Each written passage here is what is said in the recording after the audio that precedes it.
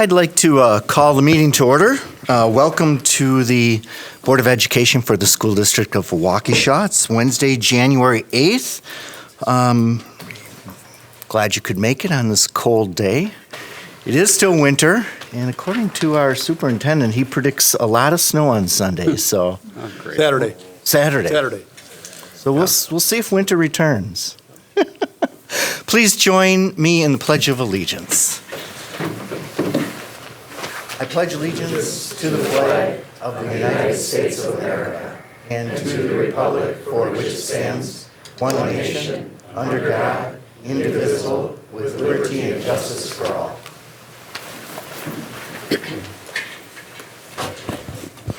Will you please take the roll call, Sue? William Baumgart. Here. Corey Montiel. Here. Greg Dietz. Here. Amanda Roddy. Here. Diane Voigt. Here. Patrick McCaffrey. Here. Kurt O'Brien. Here. Karen Reinacek. Here. Joseph Como. Here. And Sue, have we been properly posted with the media? Yes, we have. Thank you. We're going to start off tonight with bright lights, and our principal from Waukesha North is going to get us going. Ms. Higgins. Welcome. Welcome. Thank you for having us tonight. We got our crew. All right. Looks like a good crowd. Yeah, So 50% of North's attendance is here? No. Okay, so just to give you a little background, tonight we're going to be talking, or the students are going to be talking about the remote BC calculus course, which is an advanced placement course, which we did not run in a face-to-face setting during the 2019-2020 school year at North. We only had 11 students who were interested in signing up for that course, and because we had such low projection for enrollment, unfortunately we did not run the class. There were some other options that the students will talk about tonight. One of the options being attending a face-to-face BC Calc class at South. The other option was taking the course through eAchieve online. Neither one of those options worked with the learners who are standing in front of you tonight. And so after a great deal of problem solving, feedback from parents, feedback from students, these students even came in front of you last May, to express their concerns. Work with district administration and administrators and teachers between North and South. We are very pleased that we are running a pilot remote BC calculus class this year. So it's in the infancy stages. We have that nearing the first semester of it. And so really the students today are going to tell you about their experience, and they're going to be very honest about the pros, cons, and very excited for them to share their experience with you. So without further ado, I'm going to introduce Mr. Dietz to you. And by Mr. Dietz, I mean Keaton Dietz. Keaton, the stage is yours. Hello. Thank you for the opportunity to address the board today. My name is Keaton Dietz, as she just said. I'm a student in the Waukesha North Calc BC remote class. If we just want to go down the line and introduce ourselves. Hi, I'm Erin Coonan. My name is Daniel Ocampo. Logan Smolinski. Grant Kindrar. Jenna Greasy. And this is our presentation. How about our teachers? Do you want to Oh, yeah. AJ Rabel. And I'm Dan Schreier.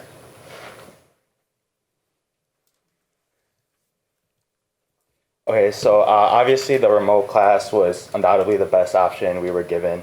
The first option was to go to South, and for that we would have to account for travel times between the transition between 5th and 6th hour and 6th to 7th hour, and we would also have to have the agreement of both the 5th hour teacher and the 6th hour teacher to leave early / arrive late. And the other option was the online option, which some of us had previous experience taking online math, which did not go very well. So it was a pretty fair assumption that at a higher math class or a higher math level, we would not find very much success.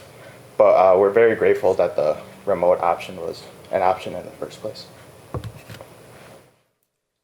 So some of the technology that we use is an app that was put out through our iPads called Webex Teams. It's a great communication tool that allows us to communicate not only with the teachers but with the class if necessary. It allows us to ask questions without having to get up and yell constantly for Mr. Schreier to answer. We can easily, it makes it less embarrassing to try and ask a question directly. This especially helps during tests when everybody's quiet and we shouldn't be speaking out. We can speak to them even if we're not connected with them directly. Like per se, we have some free time or we're working at home, we can contact them any time of the day using this app.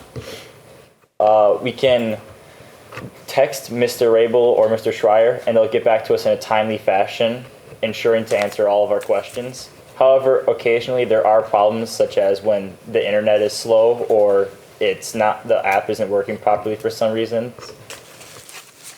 So these are problems we'll have to think about in the future. So this is kind of what our daily work looks like. We receive a call from South every day, which we answer on our TV. You can see that we have a live stream to the class at South, so we can see the students and the teachers.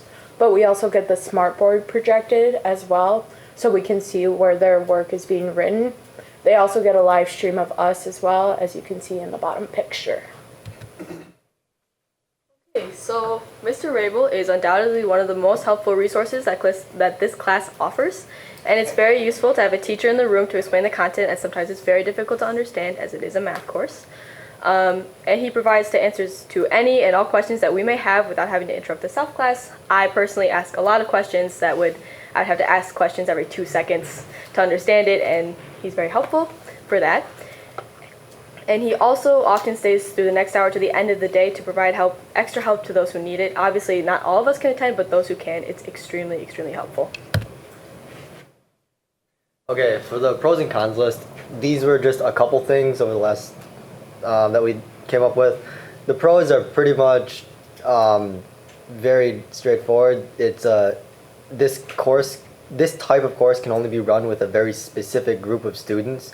The classroom is not under a teacher's eye constantly, like a physical teacher's not in the room with us, so you have to have a group that can work independently, is focused on work, and will do that.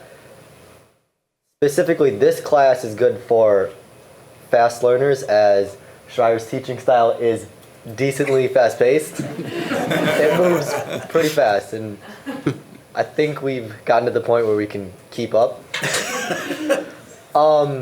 As we find different apps and continue to upgrade the technology in in both rooms, the communications are getting a lot better. And then it's just a lot easier to walk 5 minutes to a different classroom than drive half an hour to South. The cons are we are still working through all the kinks through this program. While it seems to us in the classroom that it's pretty much fleshed out, there are probably still a lot of lurking things that just haven't come up yet. One of the biggest things at the beginning of the year was the knowledge gap between the North and South students because of different AB teachers. They were taught different things than we were, or they were taught the same things we were. They just were taught them in a different manner, so we had to pick up on those. Rabel comes on Tuesdays only for the most, or he only comes on Tuesdays because that's the day that works with our schedule and his schedule the best. And on days he's not there, and days that the technology Webex Teams is not working, we have to just ask questions, and we do ask a fair amount of questions, and it does sometimes slow down the class, whether it be our questions or questions at South. And then it's always better just to have a teacher in the room, but that's just not an option for this course.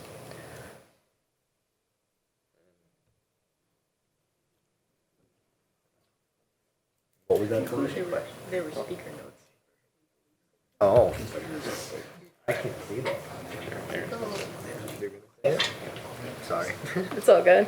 Okay, we believe that this class structure should only be used when a class would not be run otherwise.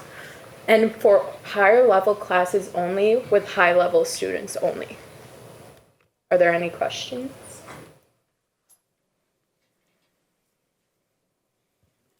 Mr. Bryan.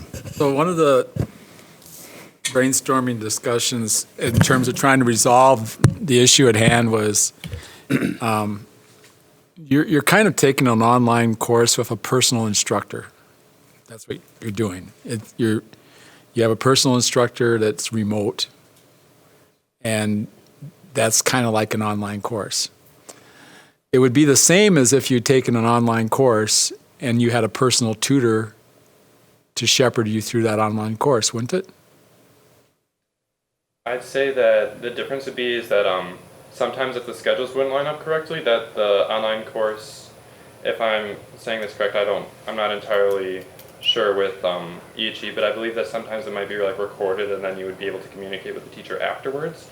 But another aspect that makes this different is that Mr. Rabel is able to come to North, and it's more, again, if we need to, we can also go there for the day just to get kind of a more hands-on experience. So I feel like it's kind of like an online course in the aspects that you pointed out, but there is a higher level of communication between both parties. To go off of that, I did take an EHE course my freshman year. I took a Java course. My class was the second hour of the day, so it was decently early.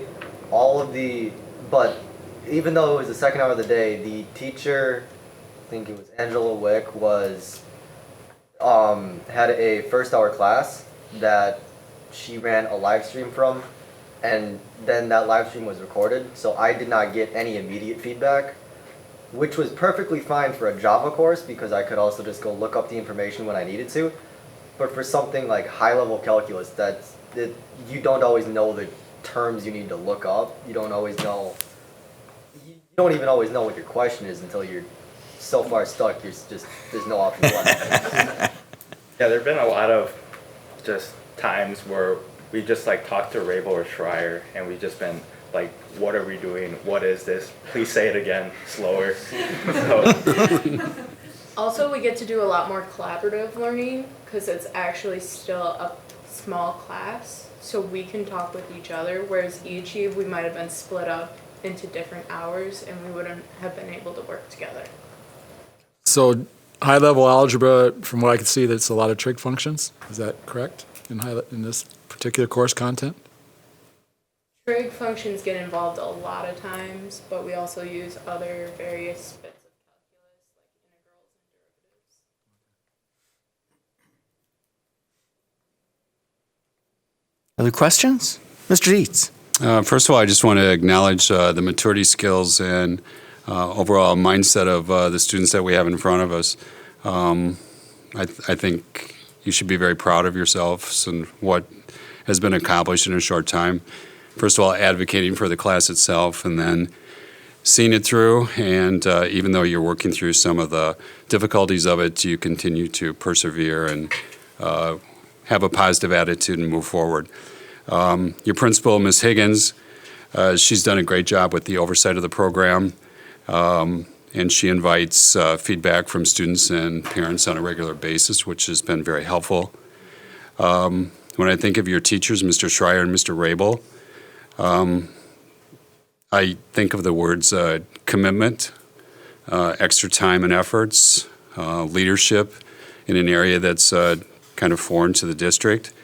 Things were spiraling at one time with this particular course, and I won't say what direction, but as soon as Mr. Schreier and Mr. Rabel took ownership of this class, which as soon as they found out about it, they did, as well as the support that they received from central office, great things started happening, and we're here today because of that. So I can't say enough about both the teachers, the students, the district for allowing this opportunity, central office. I think it's a perfect example of what happens when different facets of a district, especially the students, advocate And then you have all those other facets working for a common goal, and that's for the students in this district.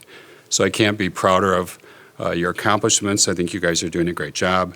I know you have some things that you still need to work out, but you're doing good things, and I think this is an example of what could possibly be replicated in the future.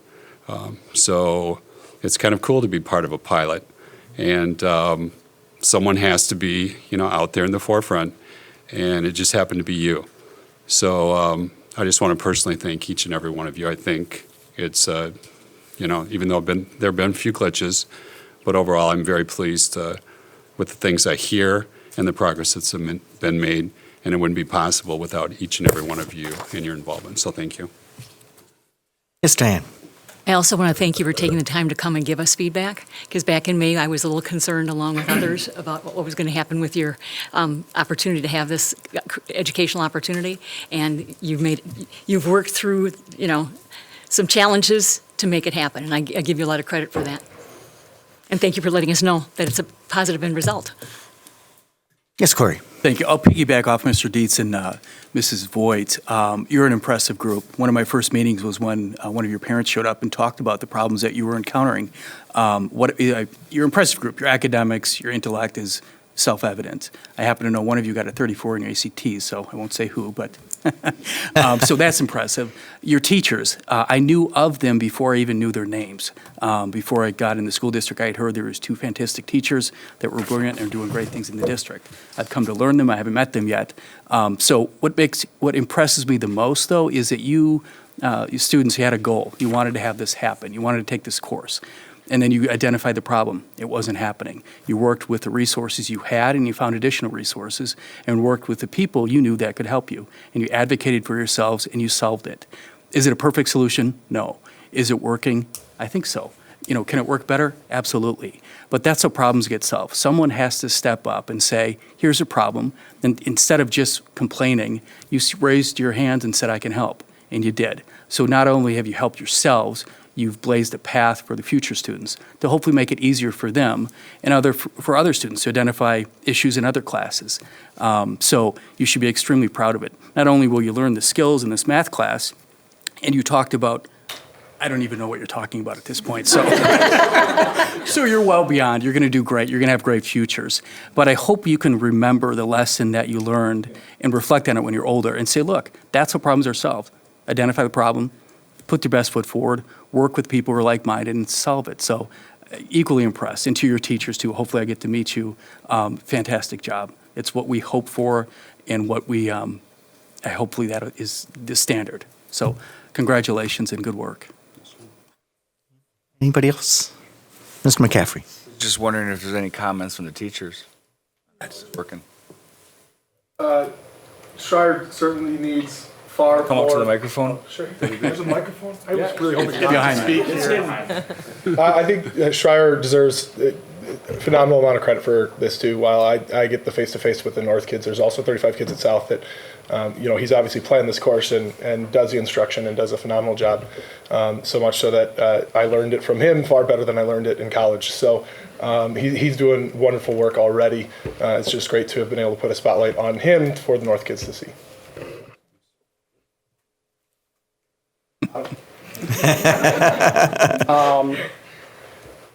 AJ Rabel is just a phenomenal human being. He's awesome.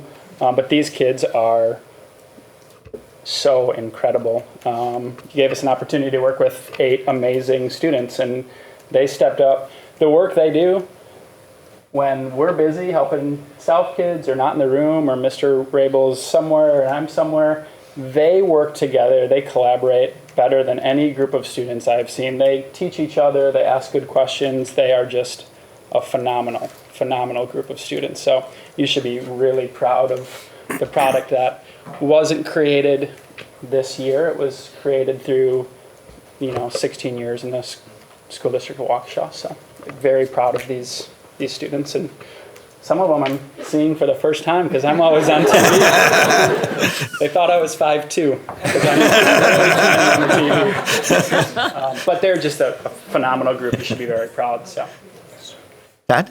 Yeah, I actually attended class one day, and very supportive group of one another, great chemistry. There was a lot of collaboration, and I tried to sit as far back as I could in the event that one of the teachers might call on me for something, because the stuff they had up there was, way over my head. But it was wonderful to see this, and I want to reemphasize, the one lady talked about maybe this should be limited to higher level classes, and that probably is a good idea, because all those kids were there to learn that day, and I think that's an important factor. And again, the work with one another and the support of one another was fantastic.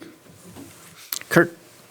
Yeah, the only thing that, first what I want to say is that when you go through Waukesha and you take their math program, and it's been this way for, even when my daughters went to school 10 years ago, your math program is far and head and shoulders above and what most people across the state get and across the Midwest get. So when you go to, let's say if you take up engineering or any place where you have to carry these math skills forward, you got a big leg up on most kids when you go into school.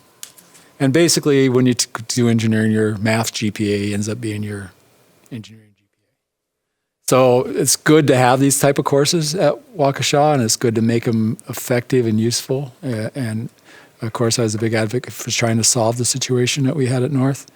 I am concerned that we always have a commitment with eAchieve to make it equivalent in quality and scope to what we can do at our brick and mortar schools. And I guess what you guys are saying is that if that's our goal, we got a lot of work ahead of us because reality, we want to be able to tell people all over the state that they can get as good an education as you're getting sitting in your classroom, but working with our teachers through eAchieve. And I think what you're saying is that's not so easy, but it's a goal that we've always had. So I was hoping that we'd learn as to how far we had to go on the online experience. I think you guys are giving us a little bit of that indication, but how we can apply that, I guess I'll have to leave that up to the eAchieve people to do the measurements back and forth. Yeah, I really wasn't sure where this was going to go starting last spring. You guys are passionate. You have drive. You love to learn. I mean, if you guys didn't love learning, you wouldn't be doing this. So I want to ask you one question. Now that you've kind of led this pilot program, not kind of, you have, would you do it again, and was it worth it? Maybe it's two questions there.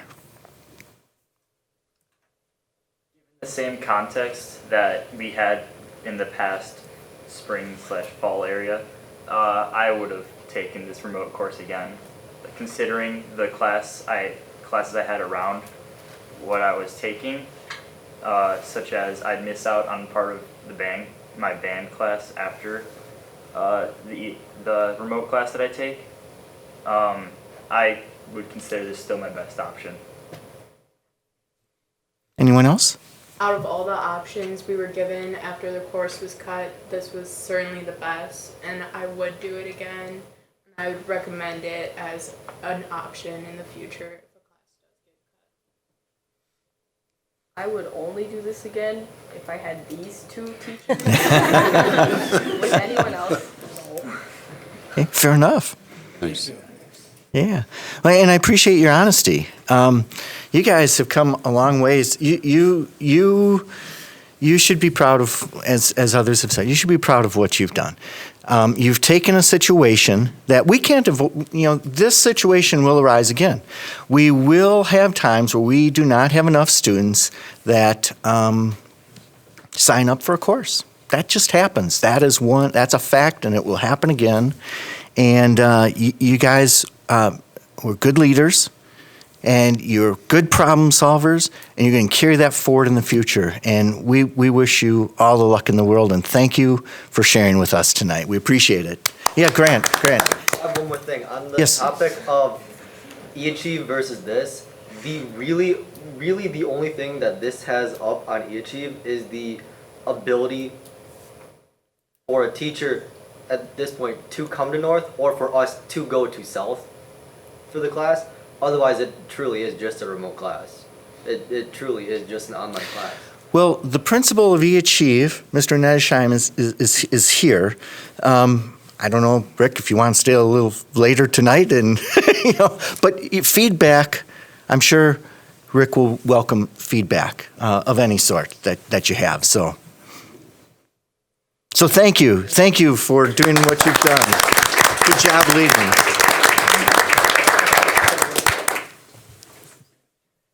Did you want to say anything else, Kristen, or? No. Oh, okay. If you have any questions, thank you.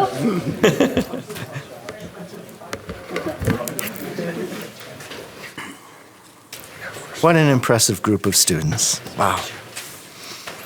Moving on to our recognitions tonight, Sharon Thede will present our Employee Recognition Award, and I will let her announce who that is for.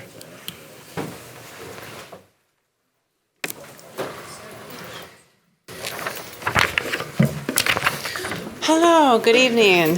So this evening, the Employee Recognition Award for January 2020 is being presented to Brett Hart, special education teacher at Waukesha South. So Brett, would you please stand up?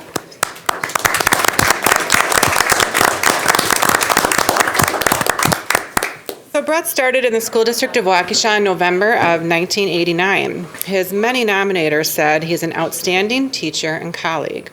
He approaches all students with utmost respect, finding their strengths and helping them grow emotionally, socially, and educationally. His calm demeanor and words of wisdom help soothe anxieties as he brings out the best in others. He is respected by staff and administrators throughout the district for his honesty and willingness to speak up for what he feels is right. He is a reliable and positive presence in the classroom and at South in general, whether he is team teaching or ACT proctoring. He is also a great supporter and participant in the Staff Mentor Program, the Education Association of Waukesha, and has helped support staff retention. He worries about the safety of his students more than his own. On December 2nd, Brett showed quick thinking, courage, and commitment to his students and staff during a very difficult situation. He maintained composure and professionalism, while his sole focus was the well-being of his students and other staff members. Brett is a kind and gentle person. His advocacy for students and staff have made a lasting impression in our district. So on behalf of the School District of Waukesha, I would like to congratulate Brett Hart on being selected to receive the Waukesha School District Employee Recognition Award.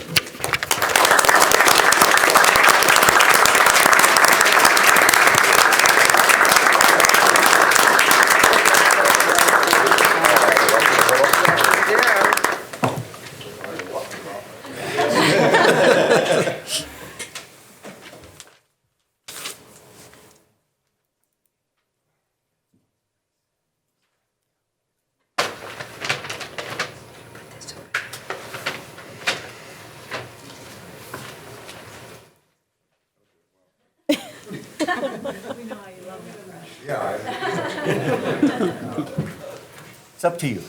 Sure. Well, a couple of things. Thank you very much for the opportunity to come down here, and thank you for the award, the nominators.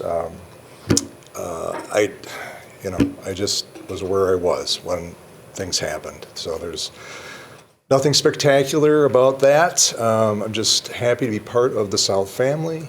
South's a great school, and happy to teach there. So thank you very much. Awesome. Nice job.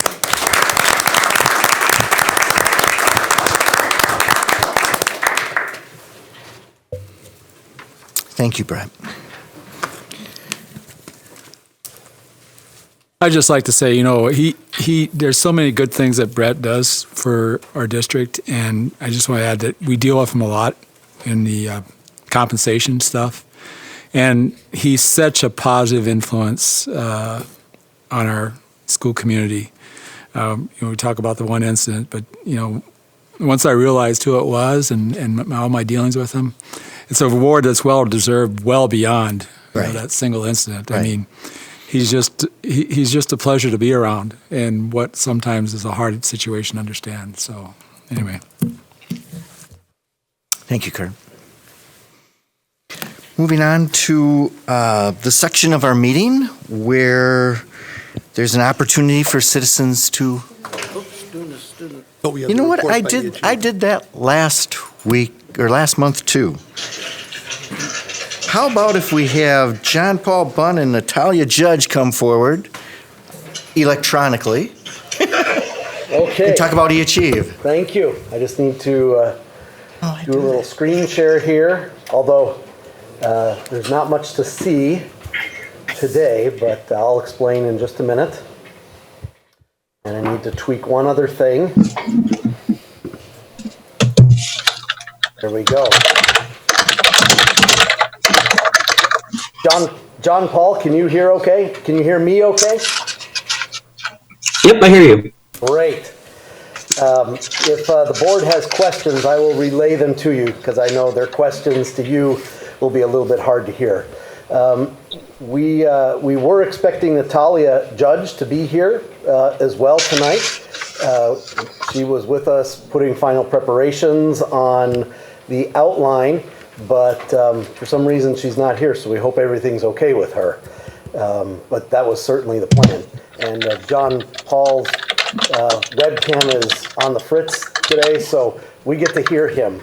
John Paul is one of our co-presidents for our student council and has come prepared with a report on some of the things that have been going on at eAchieve, that school that the students have been involved in, as well as some things he's been personally involved in. He also happens to be enrolled in our AP Calc AB class, and he reports that it's going very well for him.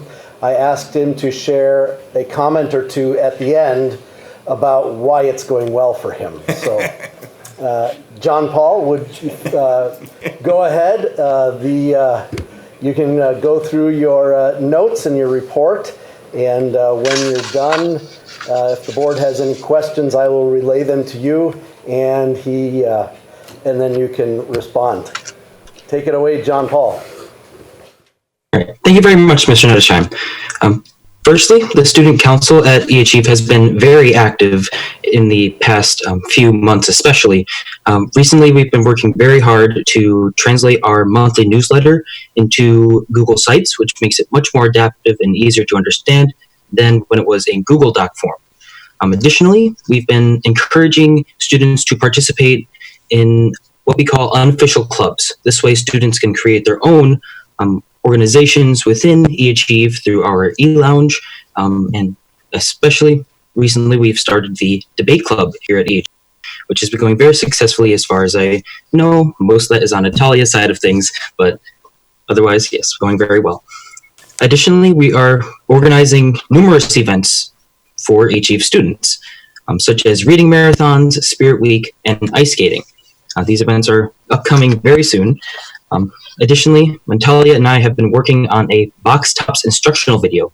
Recently, the box tops have been translated from, instead of the box top that you scan with usually, you scan in your receipt. So we've been putting a sort of, not necessarily commercial, more of an infomercial on how to submit box tops today.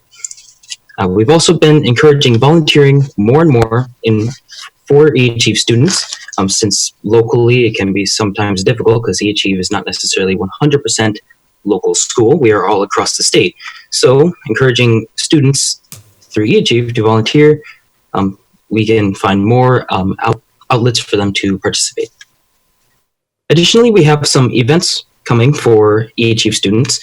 We have Spirit Week. This is where students have the chance to express their spirit here at eAchieve through different activities, themes, all throughout the school year.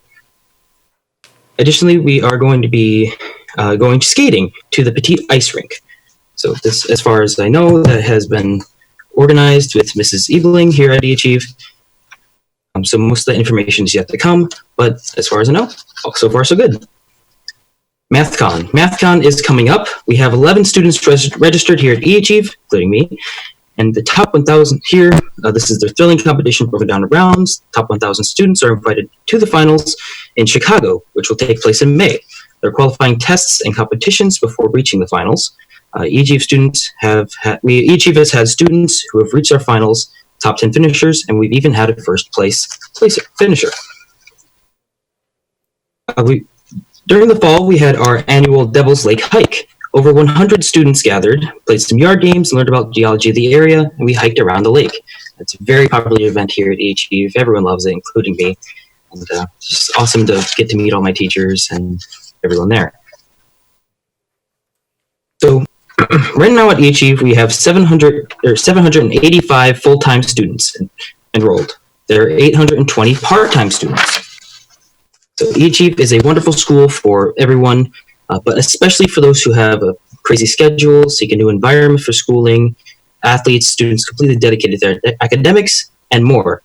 EHE maintains student connectivity, encourages student-teacher communications, is 100% dedicated to providing a strong future for their students.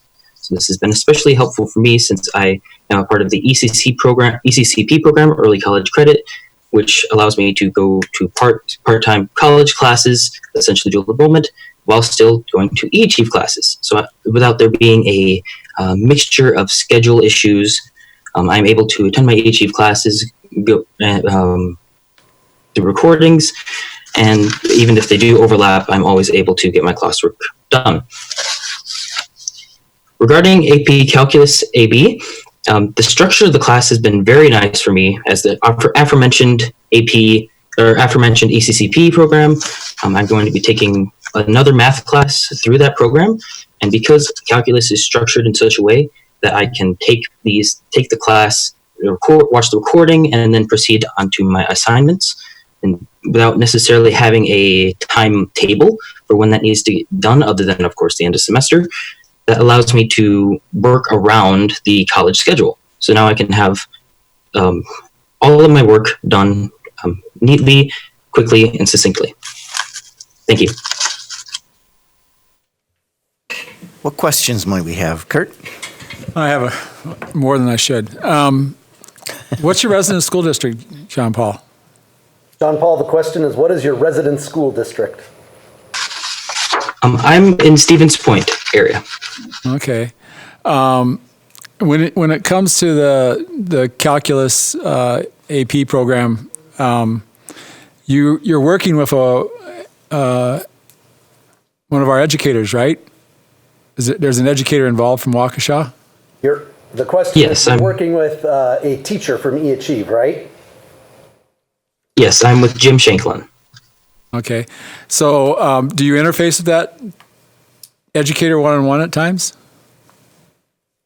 So do you get to work with Mr. Shanklin sometimes? Sometimes in the classes, but of course with the scheduling issues, most of the time I'm not able to attend live classes immediately. But there are times whenever I have a question, I can ask Mr. Shanklin. He usually responds within maybe 2 to 3 hours at a maximum, 2 to 3 minutes at a minimum. So then the next question, the next question I think will be my last one, is you must have classmates in this coursework. Do they comment or have classmates commented on the opportunities that are available through eAchieve, not just AP Calculus, that wouldn't be available to them in the resident school district? The question is, have any of your classmates, not just AP Calc, but any of your classmates, commented on the opportunities that they have now available to them because they're going to eAchieve? Did I get that right, Kurt? That they don't have in their resident school district. That they don't have in their resident district. Well, I believe that eAchieve does offer these opportunities. Once my classmates may not comment on them because they're already participating in those benefits, but yes, I believe that, as far as I know, it's one of the greatest reasons to come to eAchieve. And that is a comment I hear pretty frequently, especially from more rural districts. Mr. Baumgart? Yeah, I found out now where he's from, but ask him how he got into finding eAchieve and why he selected to come to eAchieve. Yep. The next question, John Paul, is how you found out about eAchieve and why you settled on eAchieve as your choice of school. Well, previously, before coming to eAchieve, I was homeschooled, and I did not necessarily want to go to a full school. But again, there was also at the Steve Point area school is not necessarily where I'd like to pursue my education because it does not have as strong of coursework as eAchieve does. So I did only join when I was a freshman in high school, which I've been with eAchieve for 4 years. I didn't necessarily realize all of the massive benefits that eAchieve had available at the time, but the largest draw to eAchieve, I would say, is that environment, the schedule conflict fixing, so to speak, the way that classes are not necessarily, you have to be done at this point. Just here's your timeline, here's your table that you need to get done by this point. You organize it the way that you need it to. I think that has taught me many lessons about keeping up with a workload and making sure I get things done on time. I always have a schedule now, have my own schedule, and know how to manipulate that schedule to work around other events that come into my schedule. Thank you. Mrs. Voigt. On a lighter note, could you tell us a little bit more about how Spirit Week works in a virtual environment? Yes, the board, John Paul, would like to know more about how Spirit Week works in a virtual environment. Well, since we at Student Council, it is a co-president operation. Natalia was the one that brought Spirit Week forward. I'm not the primary one working on Spirit Week, but I do believe that it's largely social media based as well. Sharing things that are going on at eAchieve and putting these together, these activities that collaborate online. I believe last year we had photographs that we could eAchieve attire and things like that. We could stick on laptops or shirts and such, and to express eAchieve spirit. You nailed it, John Paul. Thank you. Thank you. Anybody else? John Paul, what are you looking to do in the future? John Paul, the question is, what are your future plans? My future plans are to attend the Milwaukee School of Engineering for computer science to hopefully pursue a career in cybersecurity. Nice. You're getting thumbs up here from the school board. It'll be a challenge. It'll be a challenge. It's a good school, and hopefully you're well prepared. I think Principal Nettesheim is nodding his head. Yes, he is. Yep. Any other questions for John Paul? Or for Rick? Okay, thank you. All right. Thank you. Appreciate the report, Thank you very John much. Paul. Yep. Too bad we couldn't see him. Yeah, that's right. On a Sunday. Okay, now I'm correct in saying we're at the point in our meeting where we have an opportunity for our citizens to address us. As has been past practice, each individual will be limited to 3 minutes of time to speak in order to hear from our community. And Amanda will be keeping track of that 3-minute time. And at the 2.5-minute mark, she'll just give you a nod saying there's about 30 seconds to wrap up, and we appreciate you wrapping your comments up in that amount of time. We expect all speakers to honor a time limit, refrain from using any inappropriate language in any manner, and be respectful in their comments. Speakers who do not meet these expectations may be prohibited from speaking at future board meetings. We also expect that the audience will be respectful of the speaker, and the Board of Education refrain from responding with verbal comments, cheering, applause, or other behavior that will distract from the meeting. And also, if you haven't done so already, if you would please silence your phones so we do not have any ringy-dingies happening. I appreciate that. We do have 3 people who have signed up. Michael Dorr and will be followed by Mary Beth Danielson.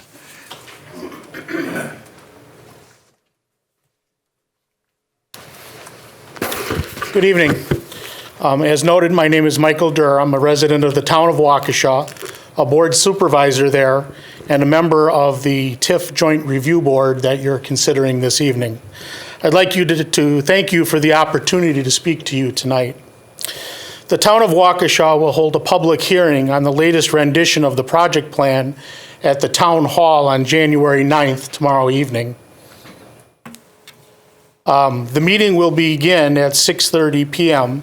There are other agenda items that will be taken up prior to the public hearing. The reasons for the second public hearing are threefold. Number one, to accommodate a written request by the city of Waukesha for another public hearing. To make some changes to the original project plan that was adopted by the town of Waukesha on December 12th. And to set the record straight and address innuendo and misinformation about the project plan. The town of Waukesha encourages as many of you who are able and interested to attend the public hearing tomorrow evening. If you're unable to attend, you can watch the public hearing either live or at a later date on the town's YouTube channel. Without intending any disrespect to the mayor of the city of Waukesha, the town was disappointed when it found out recently that he chose to send a 3-page letter dated October 21st, 2019 to the representatives of the TIF Joint Review Board from the School District of Waukesha, Waukesha County, and the Waukesha Technical College, and neglected or chose not to include the town of Waukesha, not the administrator, not the town's attorney, nor either of the representatives of the town on the Joint Review Board, wherein he wrote in the opening line that the city of Waukesha opposes the creation of the town of Waukesha's proposed tax incremental district, and proceeded to summarize the city's preliminary comments. Earlier this week, the town forwarded a copy of this to the school district of our response to the preliminary comments, debunking many of them. I would ask that you thoughtfully please consider our comments. Again, with no intended disrespect to the city, the town was also surprised during the meeting of the Joint Review Board on December 19th, when the city representative of Waukesha County, 30 seconds. Thank you, pulled out a 7-page communication from the city entitled Remarks Regarding Revised Proposed Town of Waukesha TID Number 1. The representatives of the school district from Waukesha County Technical College also acknowledged receipt of the communication. At no point was the town informed or included in this communication. The town is in the process of responding to this communication as well, and we will forward that to you, and we ask that you thoughtfully consider it. Thank you for your time. Thank you. Mary Beth Danielson, followed by Paul Reese. I'll just continue to talk what I did last time about the special education assistance at Whittier, where I'm Mary Beth Danielson. I've been a volunteer for 3 years, and I write and talk. I was surprised one afternoon this fall when the kids were unusually unfocused. When I was at school, Mrs. Zahn explained that a new special ed student had just transferred in. Because that student's needs were significant, an aide had to be assigned solely to that child that day, which caused the ripple effect of 2 kids who normally have 1 aide not having an aide, which meant the classroom had to absorb their distraction, which meant all of the kids were squirrels. Recently, I talked about 20 minutes to Whittier special education aide Erica Steffen about her job. I've been seeing her for 3 years. It's the first time we talked intentionally. Whittier has the highest percentage of special ed kids of any Waukesha school. There are about 200 kids at Whittier, 35 are special ed. Whittier has 7 aides, although 1 just left, so right now they have 6. There are more special ed students now than in previous years, but there are not more aides. When aides are assigned to students, it's usually one aide to multiple students, 2 to 3, but the aides bounce between the students to help them academically, socially, and behaviorally. This year, there are more students than previous who require more constant attention. Ms. Steffens suggests if they had more aides, they would have more flexibility.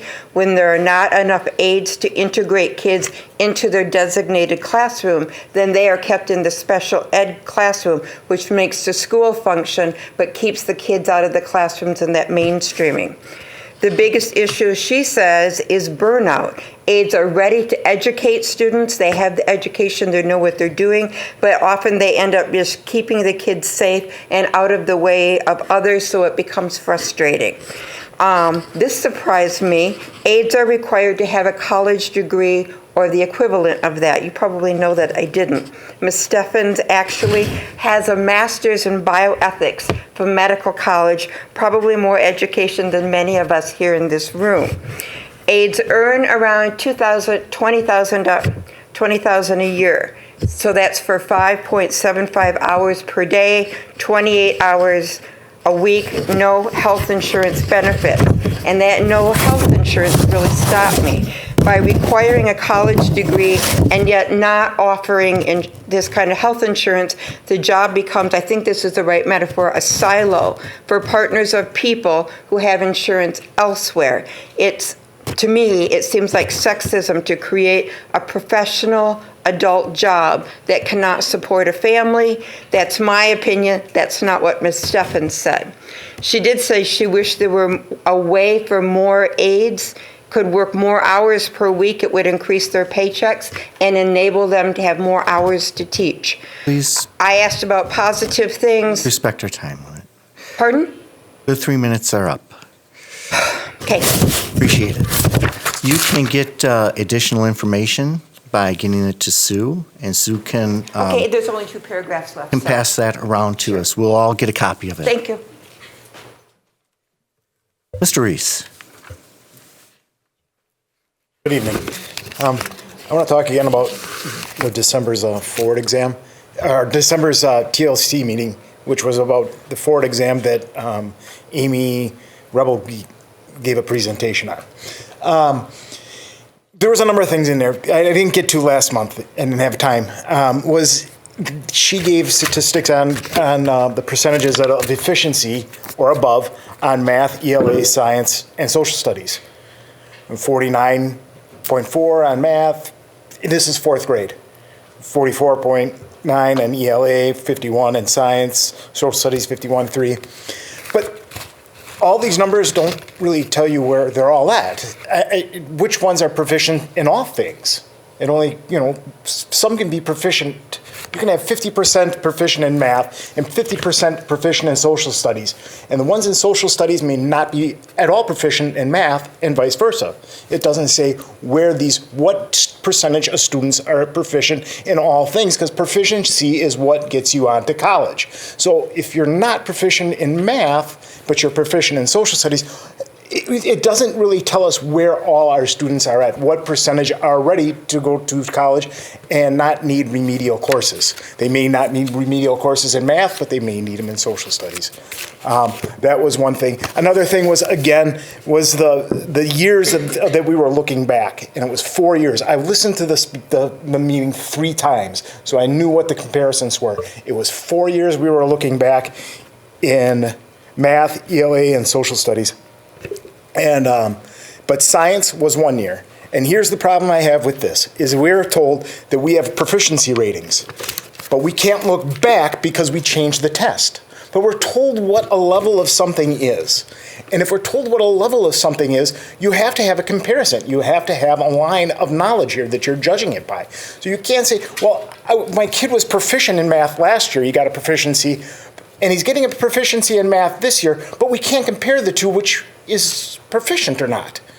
Because you have to be able to judge these things. And if you can't look back in math and tell me what it was 4 years ago compared to today, how are you saying that what was proficient then isn't proficient today? Have you moved the line somehow? Because it just doesn't make sense if you're 30 judging seconds. something to say that we can't look back further, but we know where you're at today.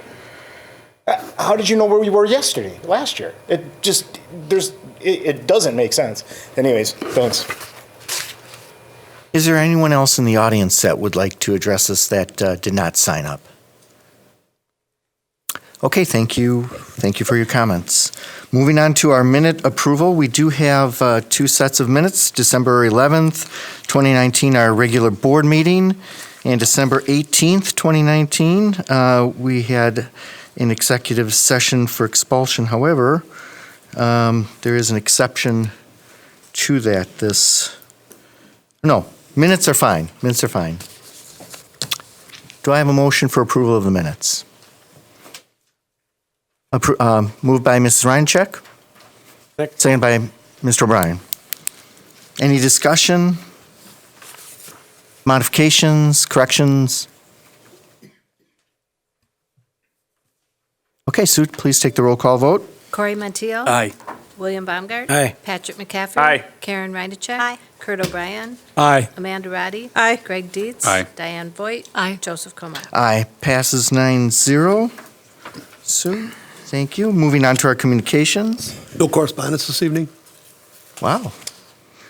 Well, let's see if we have a report from Mrs. Voigt with respect to the Waukesha Education Foundation. Yes, I have a report. All Thank right. you, Mr. President. First of all, drum roll, please. The grand total is in. The Go Casual for a Cause raised $14,439.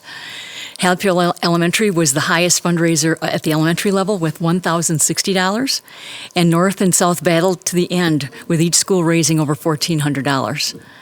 Special thanks to Sue Ettinger for taking the lead on this, and to all the building administrations and staff who made this fundraiser such a success. The WEF grant application window opens in mid-February, and these $14,000 will be rolled into the money available, along with the percentage that we can access through the endowment fund for the 2020 grant awards. So those will be announced in May, and that money will go a lot further than our total endowment funds would go on their own. Waukesha State Bank has renewed their annual sponsorship, and WEF received other end-of-year donations worth noting. I mentioned last month the idea of the 50-50 raffle winner at the Evening for Education. He got his company, NovaSpect, to be able to match that 50-50 raffle winnings. $1,000 was donated by Century Fence, and $7,500 was received from Impro. This is quite a significant amount, especially since it's installment 3 of a 5-year pledge. So $7,500, third installment of a total 5-year pledge.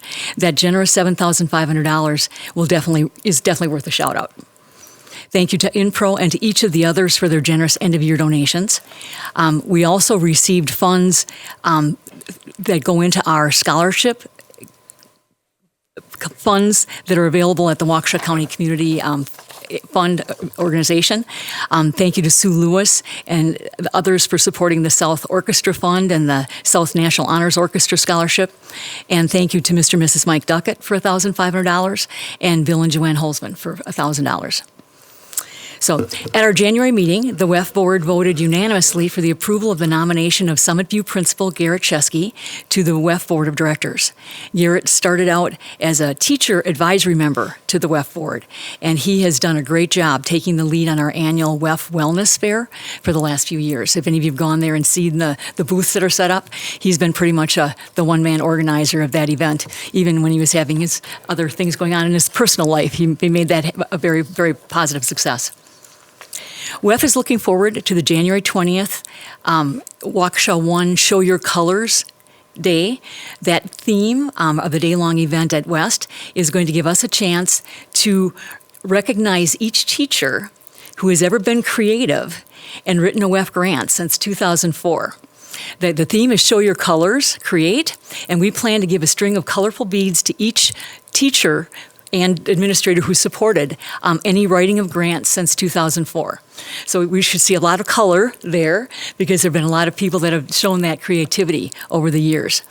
WEF wants to celebrate all of the wonderful School District of Waukesha staff members who have written applications, even if WEF has not had the funds to recognize all of them, with a grant. And this is our chance to also get some colorful school photos that you can watch for on social media after the 20th. Thank you, Mr. President. That concludes my report. Thank you, Diane. Yes, good news, good movement by that group of leaders this year. Some fantastic things happening. So it's nice to see momentum build. This organization has been around a long time, since 2004, and had some visionary leaders in this community that started it out. And it's good to see that it's being carried forward by additional visionary leaders. So thank you for the report. Appreciate it.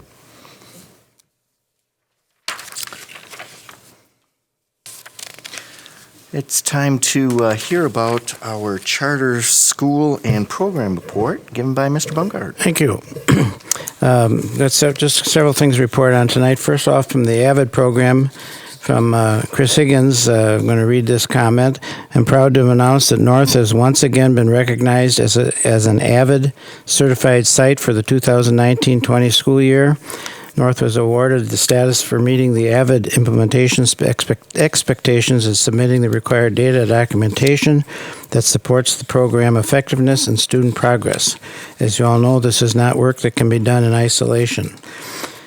South High School, big note here, Waukesha South has been named an AVID school-wide site of distinction.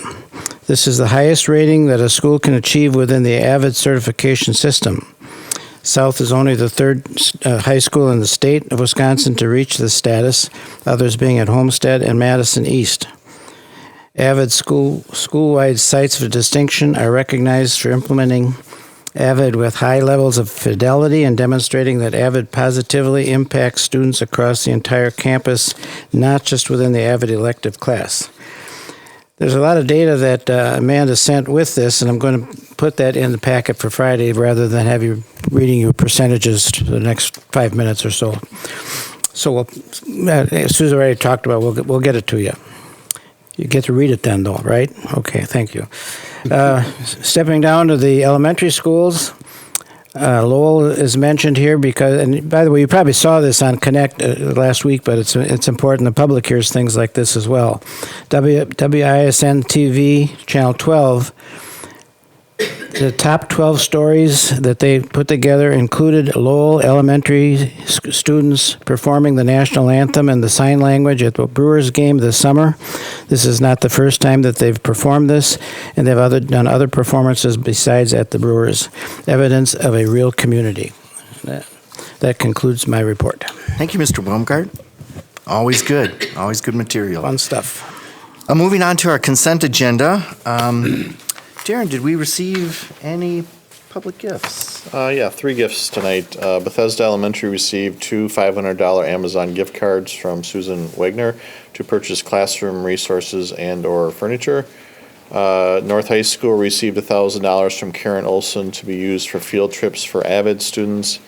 And Bethesda received $1,250 from Greenwood State Bank to be used to purchase sensory items for their sensory hallway. Thank you to those who have given. Your generosity is appreciated. Your agenda tonight includes various items, various categories for approval.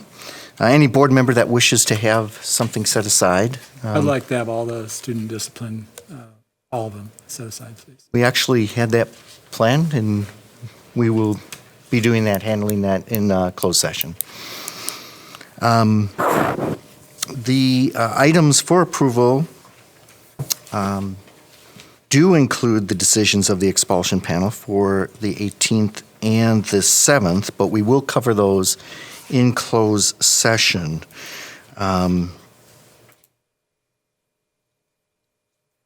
So we don't really need to have the motion to have it outside. We're just setting them aside, Mr. Right.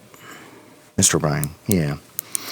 So, Mr. O'Brien, will you present the consent agenda for approval?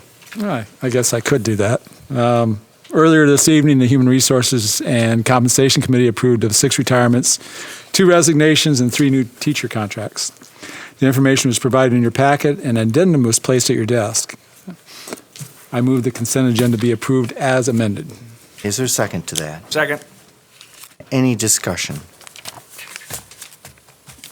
Okay, Sue, will you please take the roll call vote? Greg Dietz. Aye. Karen Reinacek. Aye. Corey Montiel. Aye. Patrick McCaffrey. Aye. Diane Voigt. Aye. William Baumgart. Aye. Kurt O'Brien. Aye. Amanda Roddy. Aye. Joseph Como. Aye.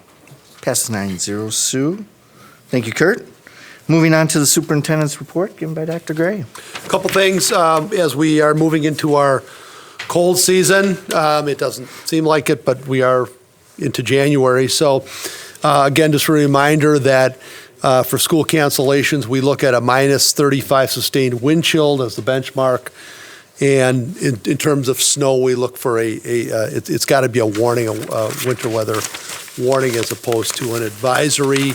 The only time that may have an impact if there's a heavy amount of ice on the roads and the bus company contacts us and says we're not able to run safely. So a reminder on those. Academic goals, earlier this year, working with the board, we reviewed the academic goals for all levels, K through 12. At that time, it was discussed that, some of those are some pretty hefty goals in a short period of time. So as opposed to changing the benchmarks, we did spread out those timelines. Yesterday, Jody shared that with the principals, and assuming no changes, and I don't believe there will be, I don't think we heard any changes to that effect, those will be in your board packet on Friday. So I would have done tonight, but in the event that there are some last minute changes, we want to get it right. So the same benchmarks, we're just kind of spreading those out 1 to 2 years depending on when those occur. And then finally, we are also not only in the cold season, we're also in the budget season. And Darren has been working with the principals and our executive team on developing options. Of course, we will have a slight budget reduction to fill, and Darren will be talking about that later. But as usual, we'll prioritize people and programs, and that means we want to protect people's jobs wherever possible. Now, some of that means, we may use attrition where enrollments are low and so on. But our goal is always to not negatively impact programs and to maintain jobs for people who are here and want to stay here. So that's my report. Okay, thank you, Dr. Gray. Appreciate it. Moving on to our committee, our standing committees. It's where most of our heavy lifting occurs. As you know, we do rotate who presents. And first up this month is the Human Resources and Compensation Committee given by Mr. O'Brien. I don't have a report for Human Resources. That's quick. Thank you, sir. Moving right along. We'll move on to policy given by Mr. Baumgart. Thank you. We have no action item this evening either. I do have a couple pieces of business. Policy 0167.3, public participation at board meetings. I'm not taking any action on this, but the policy committee has discussed this policy at its December meeting. Tonight you have in your packet, you should have in your packet, the policy I'm talking about. If you look on the back side of it, you will find that we have so far come up with 3 options to help define public participation. Items to be discussed on the agenda tonight. So let's go right through that one. I wanted to just point out there are three presented here. There are more possibilities out there. If you come up with some, we'll be listening. If you look on the back of that page, the first option is the current policy. It's important that I state this because there are some things that need to be clear. Any district resident having a legitimate interest in the actions of the board may participate during the public portion of the meeting. That's the current policy. That's the way it's worded. Option 2 states any citizen. That does not mean it does not mean he's a resident of the school district of Waukesha. It is a citizen having a legitimate interest in the actions of the board may participate during the public portion. So that opens it up to the world, if you want to, or at least the United States. Third option, any district resident, we're back to the district, somebody in the district having legitimate interest in the actions of the board may participate during the public portion of the meeting, and any citizen may comment only on items agendized on the board agenda for that meeting. Doesn't say for that meeting, but that's what it means. So that's what we have played with it so far, and I guess the committee would like to know whether there's any other ideas out there that need to be considered as options that you, or what about these ideas?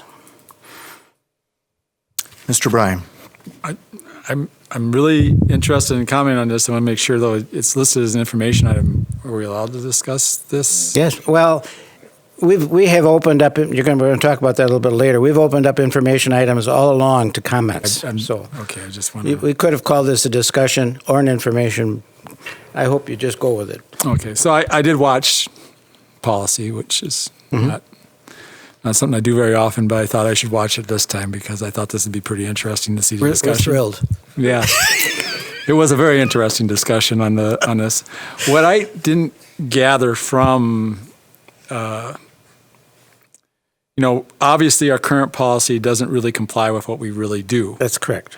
And it seemed that the first step would be saying, how do we make what we currently do comply with or how do we make the policy comply with what we currently do?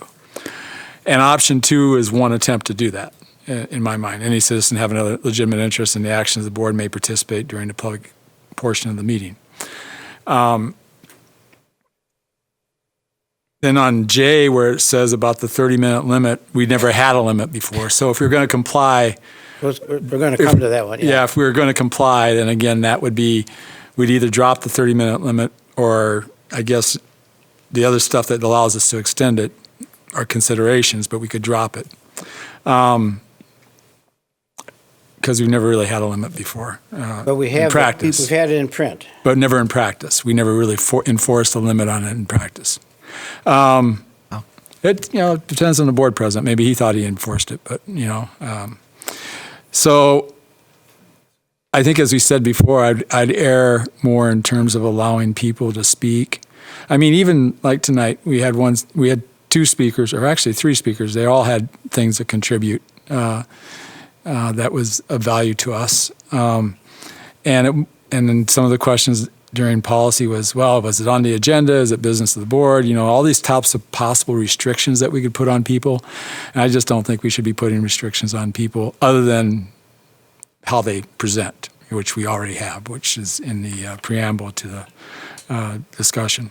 Because it is just 3 minutes, sometimes a little bit more, but it is just 3.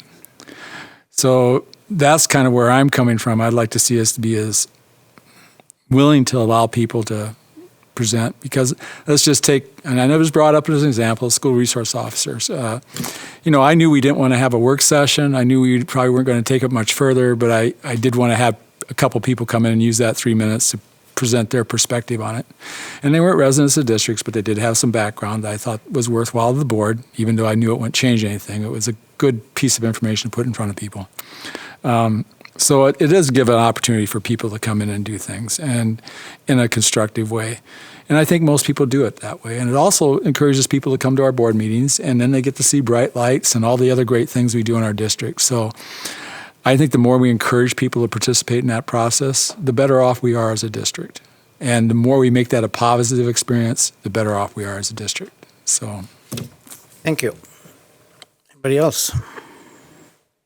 I would say that although, Kurt, the 30-minute time may not be something that we hit the start and stop button on, one of the things that I have tried to do is look at the number of speakers that we have, and if it goes beyond 10, then to cut that time back to try and stay relatively close to the 30 minutes. I think that one of the overriding factors here is whoever is presiding over the meeting can choose to handle things differently. And I like that because you just don't know what kinds of situations could come about. And maybe you need an hour.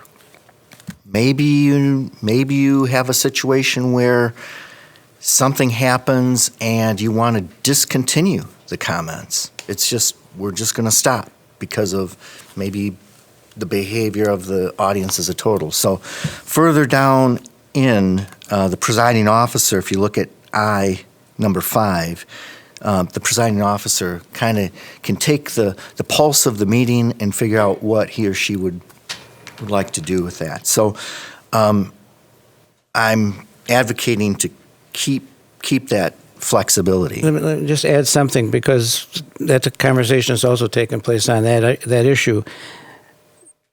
I don't think it's worded here at any place, and that is, in the event that we know that there is a significant interest in a certain issue or discussion issue, it certainly is within the parameters that we follow that we could set up a separate meeting specific to that issue. Right. That would be inviting the community to talk to us about whatever that issue is. And we actually did have an example of that, the Bethesda cell phone tower. That was going to take up more than a meeting, and so we decided to have a separate hearing essentially on that. So that is an option that's out there for, it's not here, but it's something to remember. I would agree with Mr. O'Brien in terms of, I wouldn't want to restrict this just to residents living here, because if we restrict it to residents, then we're saying, let's say if a teacher wants to make a comment, and a teacher's a resident, they can make a comment, he or she could make a comment, but if they lived in Milwaukee or weren't a resident here, we'd be kind of cutting them short. I don't see that as being Which fair. is really the reason this thing surfaced again, and that would be something else we could figure out the way to write it. Now, that they would fall into option 3. They would fall into the citizen that could address us, or there's a way to include employees. So we just haven't put that here. But right now, we're just trying to soak up some ideas. Sure. Corey? I'm on the policy committee, so I spoke quite extensively on this, I think the 2 times we talked about it, so I won't repeat that.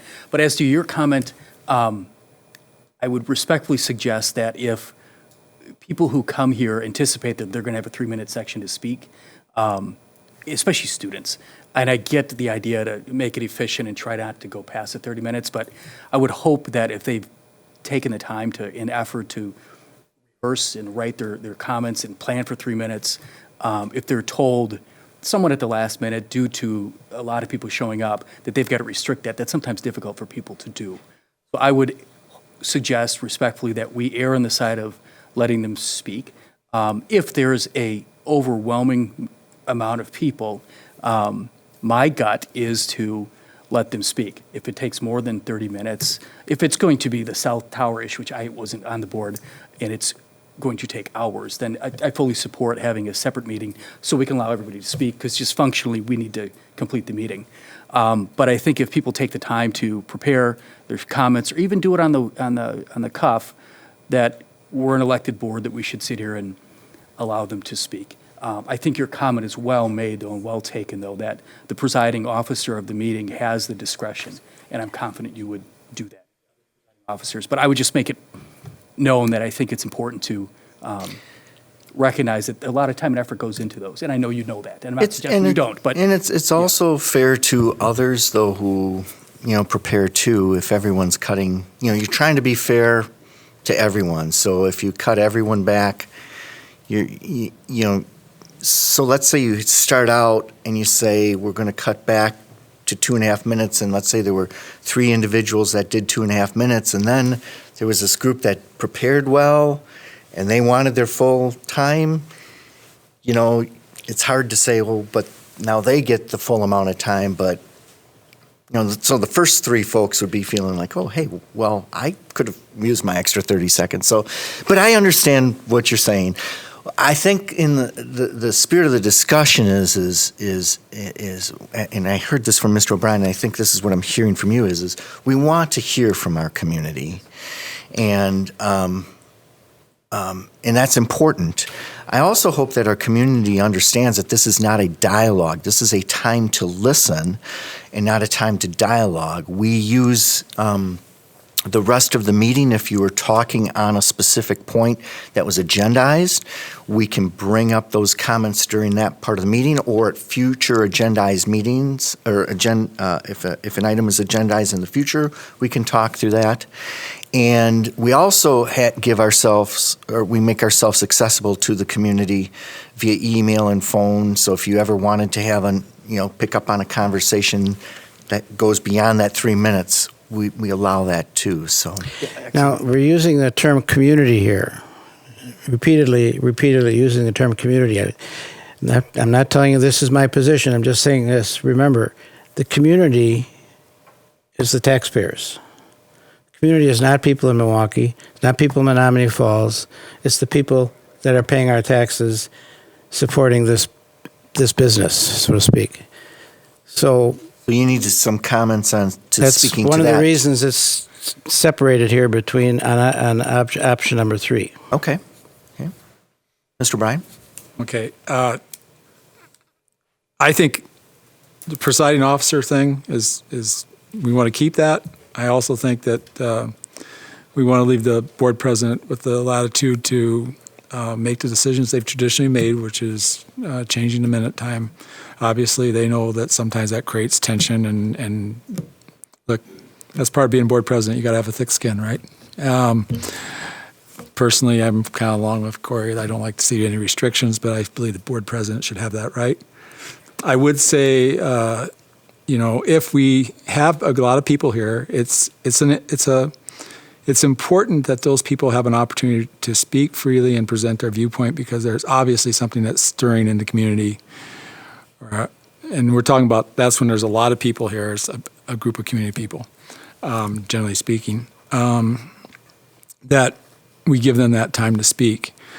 I would say that we maybe should put in a policy that we're allowed to adjust the agenda to remove some of our reports in order to allow more time for public comment if needed.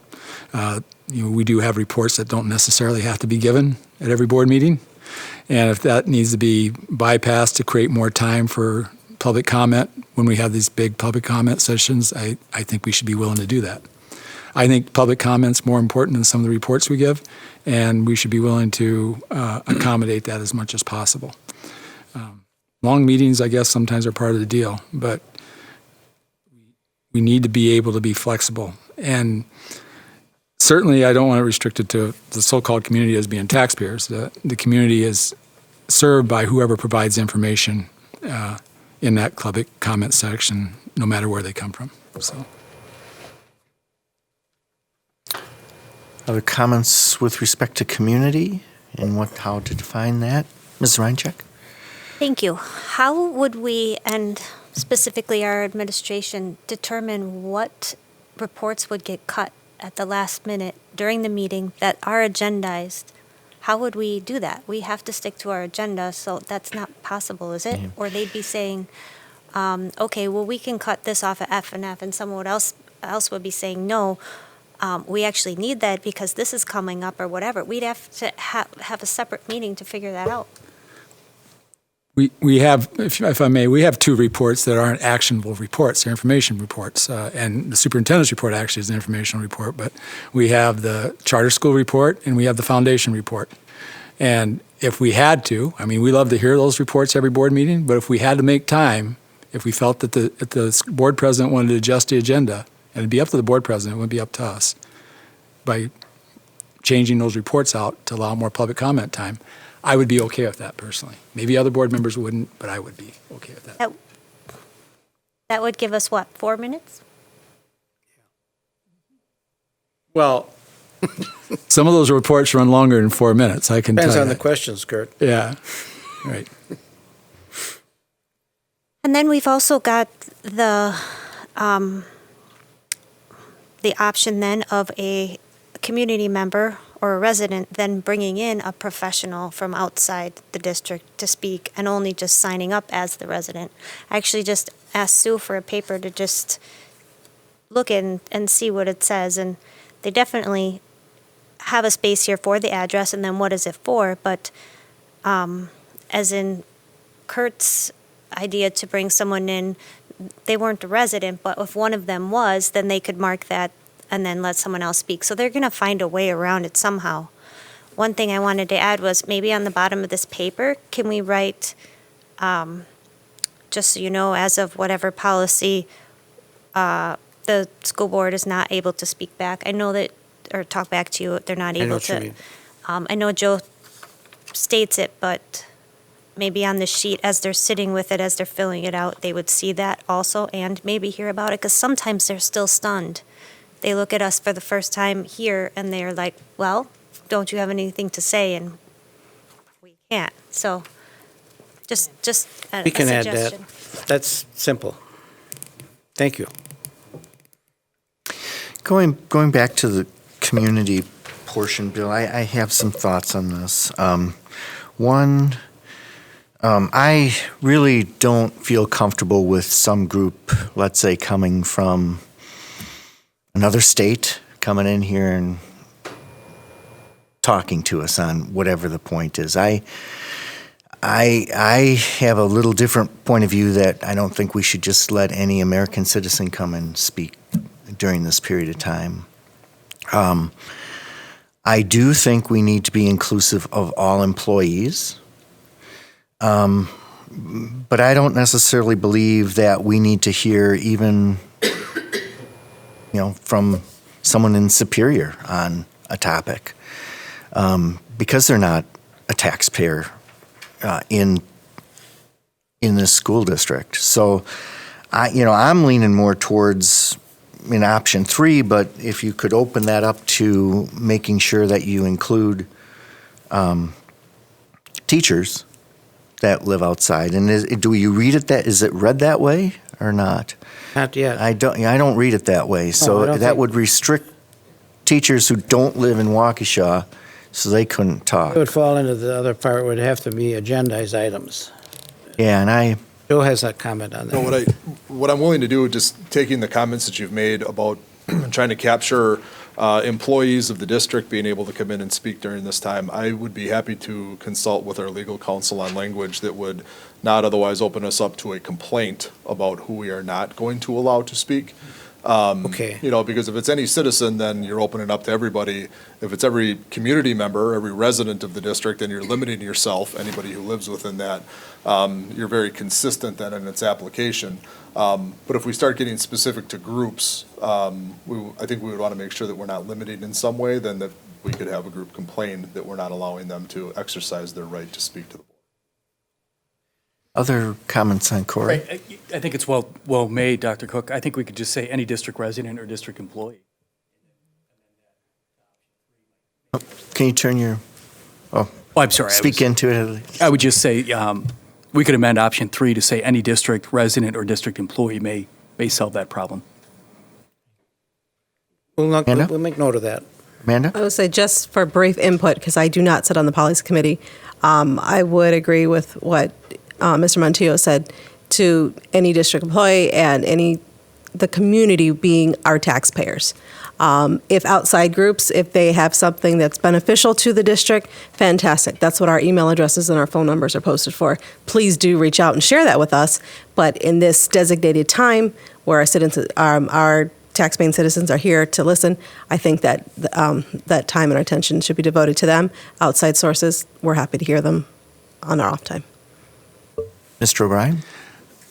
Again, we're talking about trying to be more restrictive, and I don't know why we want to do that. I would say that, let's say we had a situation where it had some sort of legal implication, and someone with expertise in that area who is considering to take illegal action based on the action that we may take at the board wanted to talk to us for that 3 minutes. I think it'd be worthwhile for us to hear what they have to say, whether they're a resident of the district or not, because I certainly want our actions to be in a manner that we don't take on legal liability.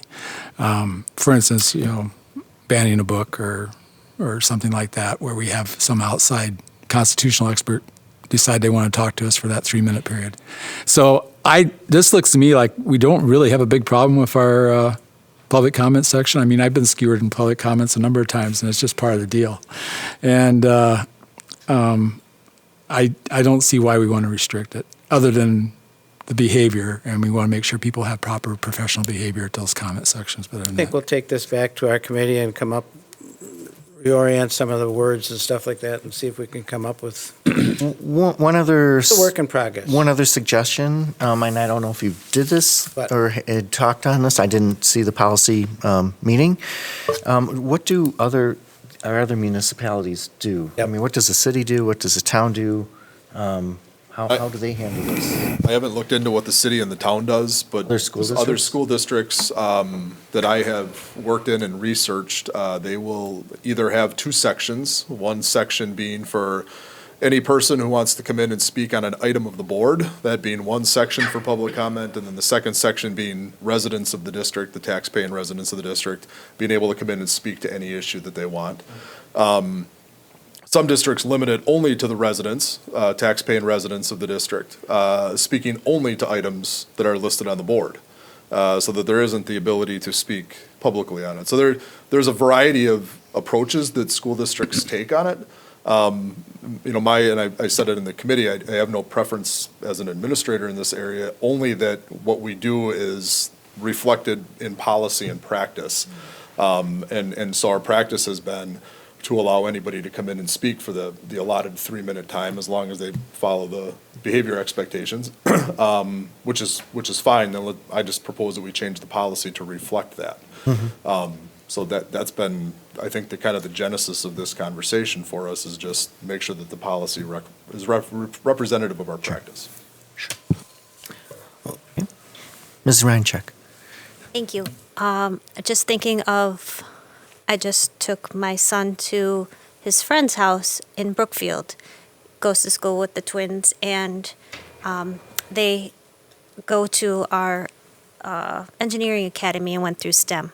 So now if they're the parents of 2 kids here, well, more than 2, they want to talk about something going on at their school, it's not on our agenda, they can't talk. Good point.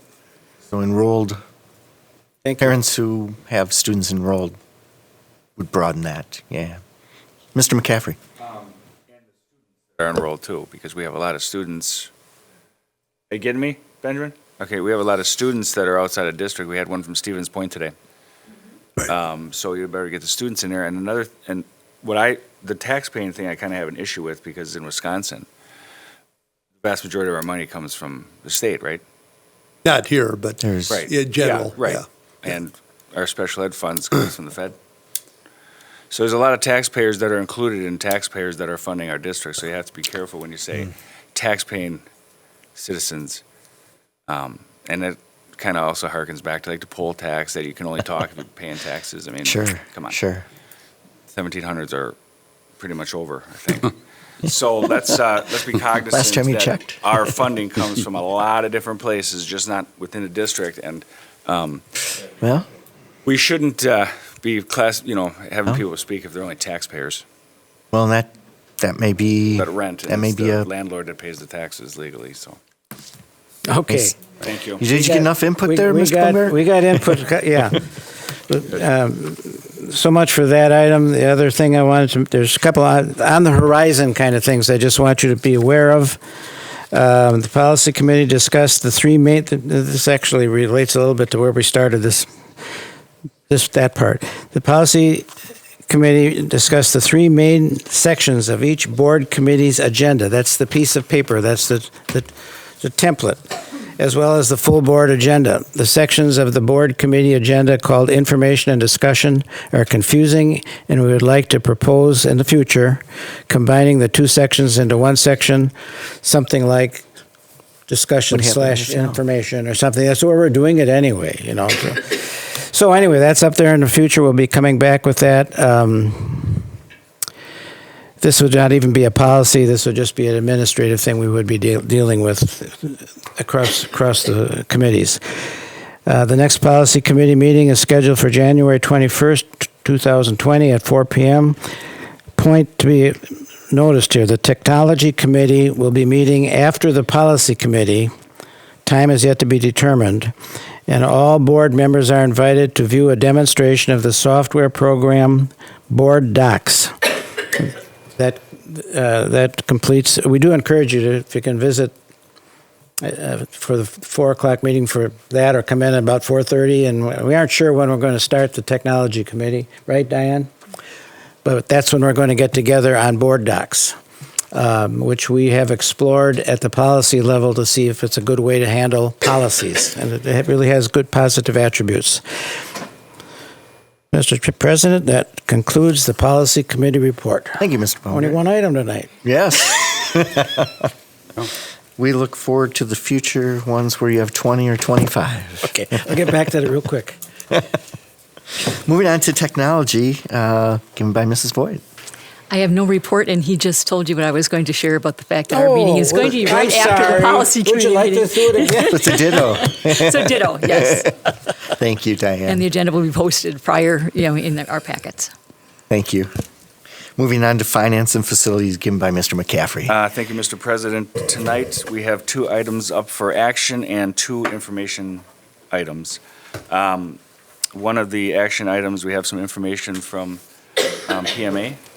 Darren? Yeah, Phil, if you want to come up to the podium. Phil from PMA is here to share with you the results of the bidding out of the notes of the remaining $15 million of referendum authority. If you recall, going back a year and a half or whatever, we set up some kind of guiding principles on the debt structure, including the debt repayment not being more than 10 years, having a flexible repayment schedule, and then work to minimize interest rate expenses. So if you keep those in mind as we present the second phase, and the second draw and what will be the final draw more than likely unless we refinance, I think it'll help. You'll see where we hit on all 3 of these pretty well. So Phil, if you want to, and Sure. I handed out right before the meeting, so it's this packet here with PMA up in the upper left-hand corner. Welcome, Phil. Thank you. Good to see you. Yes. I think I was here for the sale of the bigger issue too. So yeah, this is the last piece, the last draw, the remaining $15 million. So it's the final phase for the 2018 referendum. We've locked it in sort of like this week, but it actually the funds close in early March, and they'll be repaid over the next 10 years.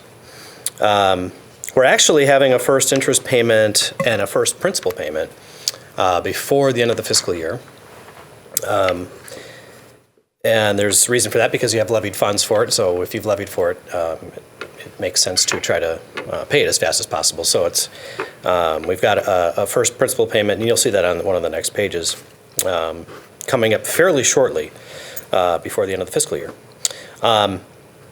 The call provision, unlike a lot of typical issues, the call provision for this type of debt is actually very favorable. So it will be prepayable next year already. A lot of times there's like an 8 to 10 year sort of period where it's not prepayable. This particular instrument is prepayable starting next year, so April 1, 2021. While the district does have a favorable credit rating, this issue was not rated. As part of the intricacies of this particular issue, it was placed with a bank. They don't necessarily need a rating to purchase the debt. And the bank also doesn't mind this early call provision. So that's 2 of the benefits of if you have a shorter issue like this one, going with a bank, you don't have to pay for the rating often, and you can get the favorable call provision. So the purchaser is this Key Government Finance. We've seen them a few times before, and they came in with a rate of 2.1%. I think that's 0.6 better than what we were talking about last time. Well, are you talking about compared to the last issuance or compared to the estimate? The estimate, I'm sorry. Yeah, so actually on the next page, here it is. So yeah, we have actual interest rates compared to the projected. So I guess it depends on what you're what time frame you're talking about. Because prior to the referendum, we were looking at rates on the 2 issues of 2.5 3.25 and 3.50. Yeah. partially because we'd like to be conservative at that time because you don't want things to work against you and then tax impacts are higher than what you talked about. But the other thing is rates actually went in a more favorable direction since that time. So when you compare, that first phase from a 325 was actually at a 208. The second phase, what we're talking about today, projected early on at 350 and is locked in at a 210. And then sort of in the middle of the page, we kind of compare the interest cost estimates too. A pretty dramatic improvement from the pre-referendum interest amount, which is closer to $11 million total interest on the overall $60 million. And then we show sort of two examples of what the interest rate will be here with the final financing. We have what I'm calling base. Base is sort of what's being locked in right now. And if nothing else changes, that's the base scenario, $6 million of interest. If we have some, it says with example prepayments, there's potential for over the next few years to be applying additional levy to sort of pay down with this early call provision, paying down the debt on a faster basis than even what is scheduled currently, and additional interest would be saved there. So that, again, it's all dependent on the ability to to levy and pay down over the next few years, but our estimate there is that the interest cost would go down to under $4 million. I'll show the details on the next page. And we'd make that decision each year. Each year, yes. Right. Yep. You could do it some years and not other years. So, I talked about that, this prepayment flexibility, and the fact that we're having a principal payment already this year.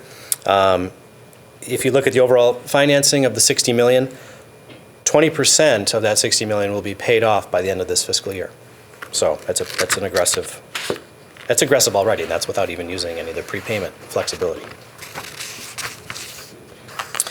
So on the next page where we actually have kind of the detailed financing plan, it says base in the upper right-hand corner. The $15 million here is what we've locked in today with that repayment. And if you compare, again, this is without any prepayments. We've got an impact that looks like in the lower right-hand corner area, an average of 62 cents.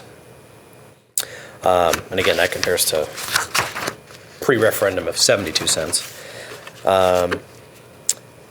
But if we go to the next page where we have the example prepayments, it's the same amortization, but it shows, all right, in the sort of under the blue heading of example, some example levies and what that would mean for prepayments. So what this actually shows is that if, and this is how we came up with this level of prepayment was simply, all right, we looked at the mill rate over on the right-hand column for this year. It was $1.18. The debt mill rate, anyway, was $1.18. So we kind of said, well, what if we were able to kind of keep it at that level over the next few years? And again, it's just debt for mill rate. And if we levied in such a way that we were able to maintain the 118 and then applied those to prepaying the debt, you'd end up being you have the potential of being debt-free after 2025. So debt that was going out, it's currently scheduled to go out through 2029, would be moved up with a final payment in 2025. But again, it's subject to things that happen each year that you have to. And that's the flexibility that we asked you to design for us. Yep. Yes, and that was part of the whole reason for using this kind of debt instrument with going with a bank. The only other thing I guess I'll mention, we talked about where we were in interest rates, and unfortunately I really only have one of these. You might be able to see that this was the point of this is like an interest rate graph of the 10-year rate. We're borrowing for 10 years. This is where we were sort of at the time of the referendum. This here is where the first issue was locked in, so a pretty decent improvement. And then it's gotten even better here. This is where we are today for this last borrowing. So it's worked out favorably. I mean, part of that's luck, but how'd you control the market that way, I know, Phil? right? So, yeah. Sometimes you get lucky, right? Right. Interest rates have been pretty favorable the last 2 years. So, questions that we might have? I just have a question. I'm not sure if PMA can answer, and maybe Darren can answer. You know, the town of Waukesha got a lot of phone calls, and I was just going to comment on that. And I'm glad you're going to comment on that. And I think it'd be important for F&F or the business office to make a decision on whether we're going to go with this early prepayment or whether we're going to be able to reduce the levy. I think those are the two options that are in front of us, because I think we were steep in the levy, which allowed us to make this big 20% prepayment, but our taxpayers saw that and they said, how did my taxes go up so much? And it was hard. I mean, it's hard to explain to your taxpayers when that happens, and really they don't want an explanation. They just want their taxes to go down. So I think that's something we should be considering at F&F as to whether we would be better off not pushing prepayment as hard as maybe just reducing the tax rate and spreading that over the years as we originally had planned. And what's nice about what the tool is that you're providing, the plan that you're providing here, is we can have that discussion every year, whether we want to be a little bit more aggressive or not. Darren? Yeah, Kurt touched on what I was going to, because I did receive, I think I talked to 6 town of Waukesha citizens, and keep in mind when you're serving so many communities, one community might be impacted more, even if the levy's constant, if there was a reassessment or some unique issue that changes the relationship of how much of the tax burden falls on them next to the city. So I'm not saying that was the case this year, but sometimes you get those questions because of an event outside of our control. In talking to all 6 of them, and I told them, I said, I pay these taxes as well. By the time I talked them through our approach in buying down debt, each of them, I don't know if they fully agreed with me or not, but they certainly understand it. They all have mortgages, they all have debt, and they see the advantage of it. The disadvantage, in hindsight, that we had, I don't know if it was approach as much our ability to communicate it in November, when the Freeman, you can't control what the stories are in the Freeman or who reads the Freeman. Our newsletter is a fall, spring, and we plan, I've already talked to Terry about having our next newsletter include a part of this, and then in our next F&F meeting, walking through all of this again for the few people who watch the F&F meeting. So I think overall, I think it's a sound plan. I think we do have to strike that balance, so like Kurt's saying, I think people do enjoy the thought of saving millions of dollars, true savings to taxpayers. By being aggressive. By being aggressive and paying it down. But I think that it's a sound approach, and there's some blend of what we're doing that's going to work. And I can tell you, our goal was 10 years or less. By what we did this year, I can guarantee you, I don't know if we'll get to 6 years or 7 years, but we won't be at 10, more than likely. And to put that in perspective, most capital referendums, you're looking at a 20-year... 20-year borrow. Yeah, so we're already being aggressive. But it is an annual discussion, as we've talked about several times. It's where's the overall tax rate? This year, we were going to have a significant tax rate operationally, a drop because of the evaluation. So we tried to take advantage of that. So that was our thought process. Corey? Yeah, I was just going to say, it's easy to kind of get stuck in the weeds in this issue because the numbers are complex, and I think it's defeasance. It's a good news problem we have. It's exactly how much money do we want to save. Mm-hmm. So it's good. I know the projections were conservative. I know there's concerns about do we want to put a little bit more out to save more in the long run, but it's a good problem to have. So I just don't want that to be lost. Mr. Bryan? Well, you know, when we thought about prepayment, there's a lot of reasons why we wanted to play it off early. It gives us more flexibility long-term in the district. But when you're at 2%, pay off early doesn't really make a lot of sense. When it's that low, the interest rate is much lower than we projected. We probably should just play it out in a normal payment plan. If it helps soften the tax rate for the taxpayers over the next 5 to 7 years, I think that's worth considering when the interest rate's only 2%.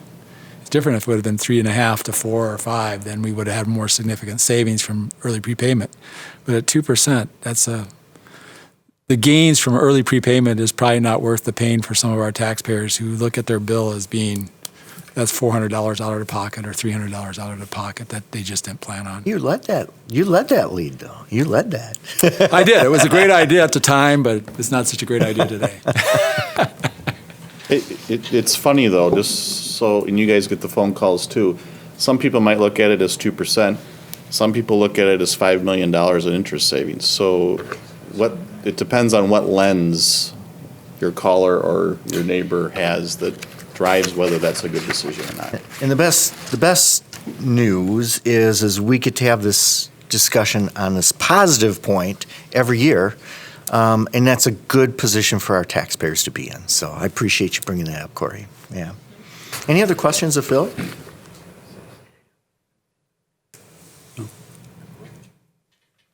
Thank you. Did you have anything else?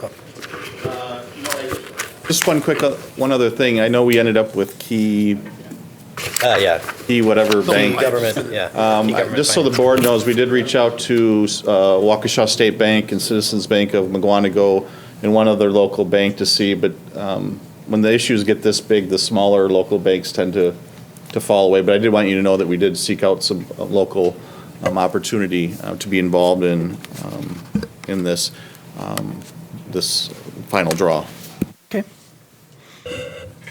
Okay, Pat?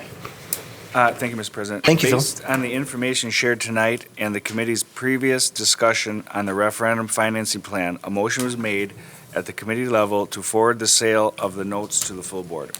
Tonight, I would like to move to approve the resolution awarding the sale of $15 million general obligation promissory notes, Series 2020, providing the form of the notes and levying a tax in connection therewith.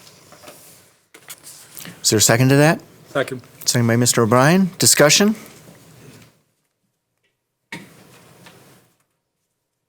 Okay, Sue, please take the roll call vote.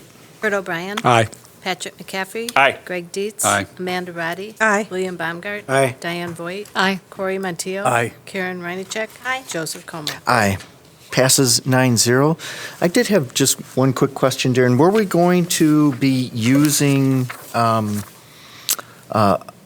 paying agent or not? No. Keep had a paying agent. The district would be acting as their own paying agent. The only, I guess, caveat is that the Key Government Finance. Mm-hmm. They said they can't be a paying agent per se, but they'll send an invoice and a reminder.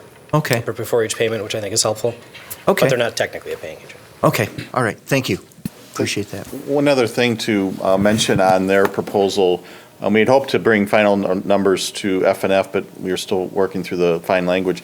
Their proposal also covered all closing costs on this issuance, meaning they paid their own attorney and all the fees that we have to pay.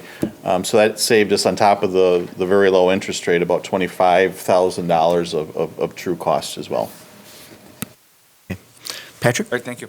At the committee meeting, we had a discussion surrounding the Town of Waukesha Tax Incremental Finding District Number 1. It was originally listed as an action item at the committee level, but after discussing the amended project plan and hearing comments from the representatives from the Town of Waukesha, it was decided that no action would be taken on this item.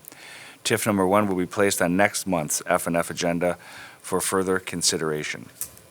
Our second action item this evening is the approval of open enrollment space availability for 2021 school year. The committee reviewed the 2020-2021 enrollment projections and the forecasted available space in our programs. This item is being brought forward to the board as an action item. I move to approve the 2021 open enrollment space availability plan as presented. Is there a second? Second by Ms. Reincheck. Discussion? Mr. O'Brien? In the past, enrollment issues used to be handled at HR, and I guess we're going to handle them at F&F. But I watched the Actually, we had the committee as a whole, full board, I think we used to. And it was recommended to go to a committee. Anyway, one of the comments, I watched that part of the meeting too, related to how we're going about open enrollment. I really didn't, it kind of doesn't really work for me because the reality is we have an underutilized school at Whittier because of the movement of children out, and it was closed to enrollment during that entire time, which it probably shouldn't have been. So now we have fewer teachers there relative to the facility. So when we open up spaces in Whittier, it's based on the number of teachers rather than the facility that's available for kids to go into, per what was discussed at F&F. Because it said we're not going to hire any more educators. We're just going to fill up the classrooms that will be there through open enrollment. In reality, at Whittier, we should have another 100 kids there to fully utilize that space if we're going to properly utilize that school, which would mean at small class sizes, we would have another 8 teachers or so if we had 100 kids come into that school through open enrollment. Not that that's going to happen, but I don't understand why we'd restrict it based on what our current teachers would be or going forward. So the more children we have through open enrollment, especially if they come out from outside the district, the more we make utilization of our facilities and buildings and all the other staff members that support that school. Whittier's a good example. Other questions, discussion? Mr. Baumgart? It says the only school closed to open enrollment is Butler. Hawthorne is jammed right now. Why is that not on the list?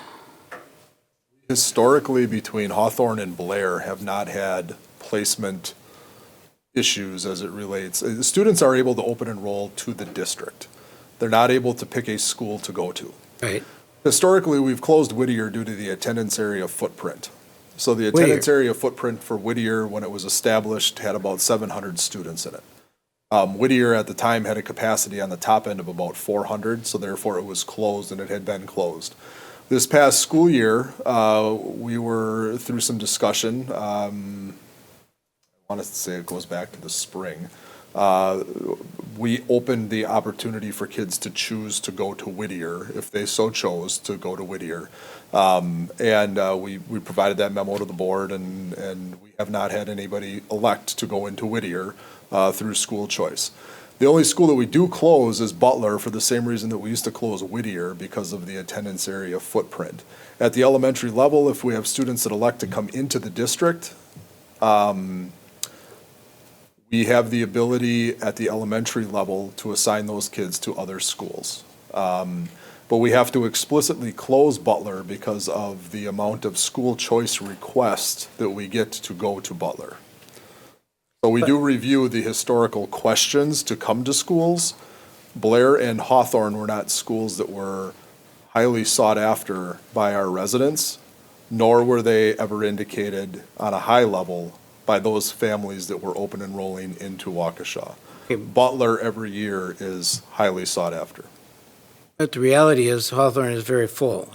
So my question is then this, because a person could open enroll into the district, we would probably be able to say, but you can't go to Hawthorne. We would assign them to a different school where there was space. So even though it's not on ink here, the fact is we will not put those open enrollment into Hawthorne. And we do have the dual language program at Hawthorne. Right. That through choice in the district, we do entertain dual language seats through choice. And if we close Hawthorne to dual language choice, we would have that issue about where we're going to go about placing kids. Except we've got dual language in 3 other schools. We do, that have higher numbers of students in the seats. But more open seats. There's more open seats in dual language at Hawthorne than there are at Banting, Bethesda, and Higher. There are more open seats. By section. In dual language. Okay. Thank you. Mr. Bryan? Thank you. You're welcome. Whittier was closed to open enrollment till after the school year started. And when we have schools packed, they should be closed to open enrollment, whether they're dual language or not. And if we have people choosing out of the Whittier attendance area to go to a dual language packed school, that doesn't make a lot of sense. So I do think we need to have a more detailed effort on our enrollment management. I mean, the fact that Whittier was closed to open enrollment and then we were complaining about low attendance at Whittier, I mean, it was crazy. It should have never been closed. It should have been open, so. We need to make sure we don't confuse, we have two kinds of open enrollment. We have our people within the district that can choose to go to schools, but this is dealing with District. The number of students from outside of the district who are coming here by grade level. You have a seat allocation estimate. Some grades are closed, where you see a So you can't mix representative them. 0. You have some grades where you see a large number of students. Those large numbers of students are there to balance off classes, potentially balance off classes. For instance, at the elementary level, where we have 13 elementary schools with Sharon 30 some odd sections at the elementary level by grade, there are very few students that it would go across that distribution of class. And this is for kids who do not live in the school district of Waukesha, who want to access school district of Waukesha schools. Yeah, just wanted to make sure we were understanding of that, because sometimes we can get that mixed up, so. Okay, Mr. O'Brien? I would say when you have a school closed open enrollment, it gives the impression the school's full, whether it's internal or external students. So we shouldn't have schools that are way underutilized being closed for open enrollment. And I know we changed that and we did that, but we need to keep a tighter eye on that because it just shouldn't be the case. And we took our eye off the ball. We hear you. Other questions, comments? Okay, so we're looking at the approval of the open enrollment space availability for 2020 through 2021. Please take the roll call. Karen Reinacek. Aye. Amanda Roddy. Aye. Diane Voigt. Aye. William Baumgart. Aye. Corey Montiel. Aye. Kurt O'Brien. Aye. Patrick McCaffrey. Aye. Greg Dietz. Aye. Joseph Como. Aye, passes 9-0. Sue? Pat? All right, thank you, Mr. President. Up next is information items. Our first information item is the monthly budget update. The committee was presented the budget report for the month of December. $14,333,726 was reported in the general fund revenue, and $8,648,876 was expended during the month. There was $983,804 reported in the special education fund revenue, and $2,088,842 was expended. Revenues and expenditures continue to be within budget limits for both the general and special education fund. The district is also operating in accordance with our approved budget in all other funds. Our second information item is the 2020-2021 long-range budget projection. The committee reviewed the long-range budget projection, which currently shows a budget annual deficit of between $3 and $3.5 million in fiscal year 2020-2021. The purpose of this annual projection is to provide a benchmark to work from as the development of the 2021 budget begins. Our next meeting is on February 10th at 5:30. And that concludes my report. Thank you, Mr. McCaffrey. Moving on to teaching and learning, given by Mr. Dietz. Thank you, Mr. President. The last Teaching and Learning Committee meeting was held last evening, January 7th at 6 p.m. There are two information items that appear on the agenda for teaching and learning this evening. The first information item is a school-based mental health and social emotional learning update. Luke Pinion, our Director of Student Services, along with 3 staff members, updated the Teaching and Learning Committee on the district-wide efforts regarding school-based mental health services and the rapid growth of services, this program, and service throughout the district. He reviewed the trauma-informed care and mental health training that is occurring for all staff members in every school over the last 3 years, and he gave a social emotional learning curriculum update as well.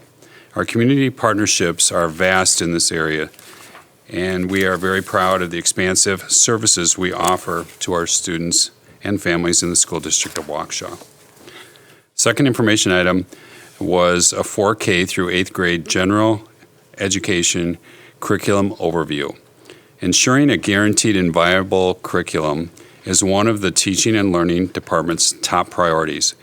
Jody Landish, Assistant Superintendent of Teaching and Learning, Melissa Yao, Director of Elementary Learning, Dee Garcia, Director of Multilingual and Global Education, and Dan Kieser, Director of Secondary Learning, gave a general overview of our curricular frameworks in our current state by grade level and timeframes, as well as an update on curricular upgrades, both in progress and those to come. Thank you, Mr. President. That concludes the Teaching and Learning Committee report for this evening. Our next meeting will be on Tuesday, February 4th, 2020 at 6 p.m. here in the boardroom. Mr. Dietz. Moving on to safety and security, given by Ms. Ryanchek. Thank you, Mr. President. We did not have any meetings, but we will be having one on Monday, January 20th at 6 p.m. Thank you. And that will be followed by a workshop afterwards, too, on the 20th. So thank you, Ms. Ryanchek. Okay, moving on to other business. Are there any recommendations for future full Board of Education items to be agendized, or any suggestions given out to committee chairs? Okay, seeing none, we do have a need for an executive session under item B. Do I have such a motion? Yep, just B. We don't need C, correct? Okay. I move to adjourn to executive session per Wisconsin statutes 19.85, parentheses 1, parentheses F, and 120.13, parentheses 1, parentheses C, to review actions of expulsion panel. Is there a second to that? Second by Ms. Ryanchek. Sue, will you please take the roll call vote? Diane Voigt. Aye. Corey Montiel. Aye. William Baumgart. Aye. Greg Dietz. Aye. Patrick McCaffrey. Aye. Karen Reinacek. Aye. Amanda Roddy. Aye. Kurt O'Brien. Aye. Joseph Como. Aye, passes 9-0. And just so you know, we appreciate everyone being here tonight. We will most likely reconvene into open session after our closed session. So if you wanted to hang out for that, you may do so. But otherwise, have a good evening. Make sure that we have our...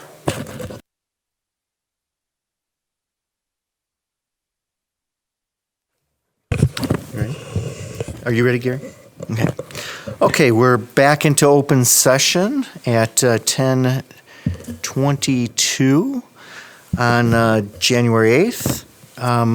We have a motion to be made. Mr. Roosh, would you please present that? Yes, thank you, Mr. Board President. The motion discussed in closed session. Microphone. Sorry.